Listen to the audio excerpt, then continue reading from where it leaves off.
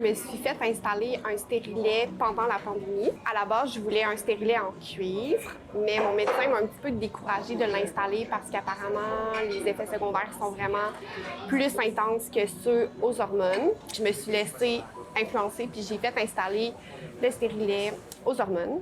Puis au bout de 3 mois, tous les jours, j'avais eu des saignements.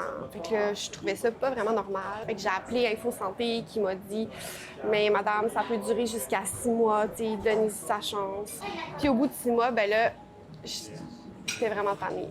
Donc, j'ai essayé de prendre un rendez-vous avec mon médecin de famille pour pouvoir le faire retirer, sauf que mon médecin de famille avait pas de place. Je me présente à la clinique, le médecin me demande qu'est-ce que je peux faire pour vous, madame? Je dis, je veux faire retirer mon stérilet parce que ça fait 6 mois que je l'ai, puis je saigne tous les jours, j'en peux plus. Puis elle me dit, ben, c'est pas une urgence, ça, là.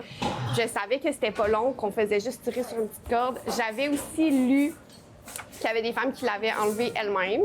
Un peu pour menacer le médecin, j'ai dit, ben là, si vous me l'enlevez pas maintenant, je vais l'enlever moi-même d'abord. Puis elle a dit, ben, OK, si tu penses que t'es capable de l'enlever, vas-y, enlève-le.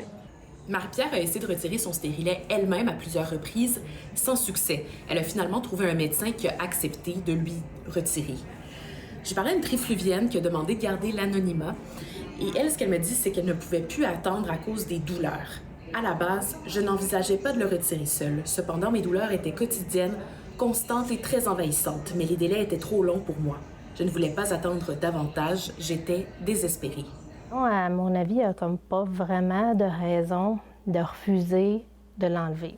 Puis quand elle n'a pas trouvé de place, bien ici, ça nous est arrivé quelques femmes, 3-4 femmes qu'on a vues pour un service autre que le retrait de stérilet, mais à travers la discussion, on a su qu'elles avaient enlevé elles-mêmes leur stérilet parce qu'elles n'avaient pas trouvé de place. La première fois qu'on t'a refusé, le médecin, quand elle t'a dit non, comment tu t'es sentie? Je me suis sentie vraiment en colère. J'étais ultra pompée. C'est un peu pour ça aussi que j'ai lancé un peu la menace de je vais me l'enlever moi-même parce que oui, là, je voulais l'essayer de l'enlever moi-même, mais j'avoue que j'aurais préféré que ça soit elle qui le fasse. Marie-Pierre est sexologue et étudiante sage-femme. J'en ai donc profité pour lui demander ce qu'elle pensait d'une tendance sur TikTok où les femmes disent avoir retiré elles-mêmes leur stérilet. Aussi, je suis ambivalente là, par rapport à ça parce que autant ça peut vraiment bien se passer. Je l'ai dit, il tire juste sur une petite corde, c'est vraiment pas long.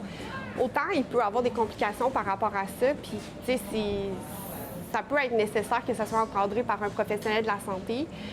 Moi, je me sentais en confiance de le faire, mais je ne conseillerais pas nécessairement ça à ma petite sœur de 19 ans, par exemple. Quand je disais de là, l'intérêt, l'importance que ça soit fait par un professionnel de la santé, c'est que si on ne veut pas se blesser, éviter des blessures, des infections, c'est certain que nous, ce n'est pas une pratique qu'on va recommander parce que même si c'est simple, en théorie, de retirer un stérilet, il reste qu'il y a des risques associés.